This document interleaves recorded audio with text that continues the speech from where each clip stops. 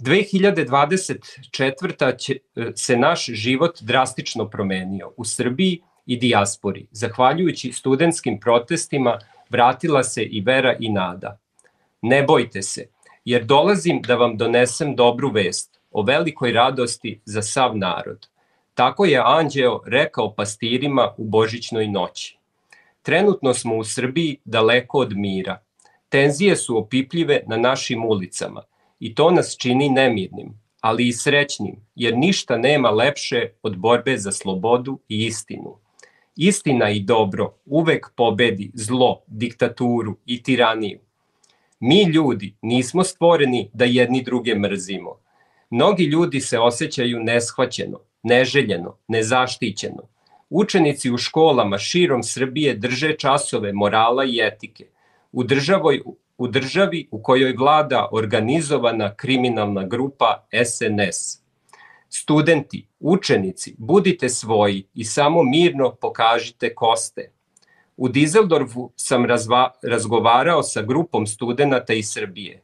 Ispričali su mi o strahu za sudbinu rođaka u Srbiji, o njihovoj nemoći i očaju. Hvala Bogu, krajem 2024. narod je pokazao moć i pobedio režim u nekoliko važnih bitaka. U toku je rat dobra i zla u Srbiji, demokratije i diktature. Građani Srbije će pobediti sistem koji vlada od 2012. godine, to jest od 1945. Vreme je da dočekamo 6. oktobar. Vreme je za lustraciju po zakonu. Bitno je da ne unosimo gorčinu i mržnju na naše ulice, jer Vučić upravo hoće i mržnju i građanski rat, kako bi produžio svoju vlast i tiraniju. Svaki čovek je jednak pred zakonom. Diskriminacija nije dozvoljena. I ne koristimo nasilje, iako režim koristi prema nama nasilje već 12 godina, to jest 80 godina. I iako osjećamo se i povređeno i nesvaćeno, iako smo i gladni i hrane i pravde, ne koristimo nasilje jer nam je potreban dijalog i diskusija u društvu. SNS članovi, SNS sudije, tužioci, policajci, funkcioneri koji nisu činili krivična dela će moći da ostanu u Srbiji.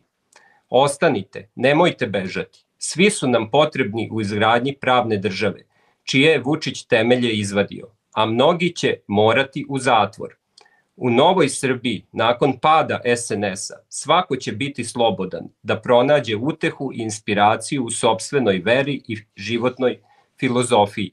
Svako će biti slobodan da se izrazi. Nacionalisti, rojalisti, levičari, desničari, ateisti i vernici.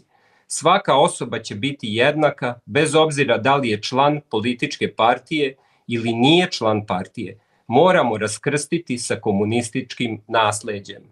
Svi moraju biti jednaki, kako piše u Ustavu Srbije, i pored svih razlika u mišljenjima tražimo i ljudski element koji nas spaja. Izađimo svi na ulice, borimo se za budućnost dece u Srbiji. Komunikacija ne mora uvek biti preko mobilnog telefona, miša i megafona. Božić, proslava novih početaka, poziva nas na tu mogućnost, iskoristimo u potpunosti.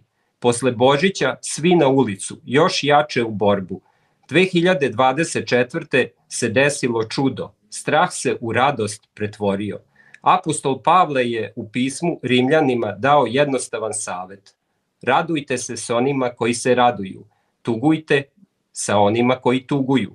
Želim vam srećne predstojeće praznike. Sunce se ponovo u 2025. vraća. Svetlost se vraća. Moramo povratiti slogu i jedinstvo. Tu leži naša velika snaga. Hvala ti, Đorđe, stvarno ja mogu da potpišem kao da sam ja napisao, jer sve što si tu naveo, slažem se sa tobom, pogotovo ovo nasleđe iz 1945. s tim što